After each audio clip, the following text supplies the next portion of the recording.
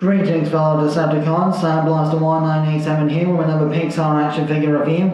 Today from a Jakks Pacific Incredibles 2 line we have the Underminer, who is of course John Ratzenberger's character in the Incredibles movies, because John Ratzenberger has to be in at least every single Pixar movie in one capacity or another. So as you can see here he is faithfully represented with his brown overalls and yellow sleeves, and he's not got as much articulation as one would like, but he is at least more poseable than the Virgil Tracy figure I reviewed last. So, you've got a very restricted head movement because of the size of his chin. You've also got universal shoulders, which are slightly restricted by the sockets and such like. You've got a wrist swivel of these big gauntlets here. And you've got unified forward and back hips, which can't go backwards because of the shape of his backside and the torso being sculpted that way.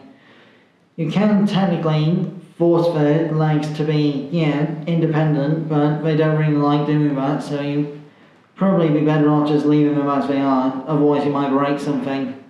There's also a little hole in his right shoe for a display stand to be stuck to. I don't currently have my Mattel Glory Days Mr. Incredible figure available to hand for size comparison, but what I do have is the Matchbox Thunderbird's Virgil Tracy from my last review. This is a pretty decent scale comparison from human to slightly mutated mole-like humanoid.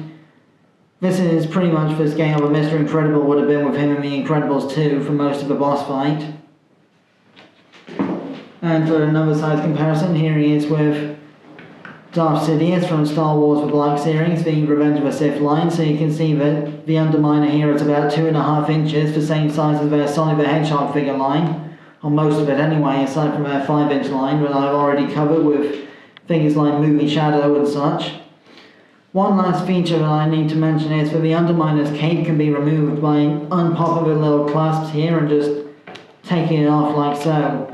So this is his sort of work mode, as it were, so he's not getting his cape dirty while digging around and breaking into banks from below and such.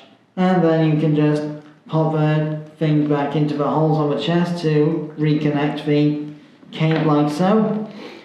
That more or less concludes my review of the Jakks Pacific 2.5-inch scale Underminer figure from The Incredibles 2.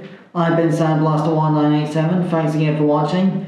My next toy review will be the Transformers Age of the Primes Fugitive Waspinator figure, which is a new head retool and straight repaint of the Legacy animated Bumblebee mold. Until then, till all are one.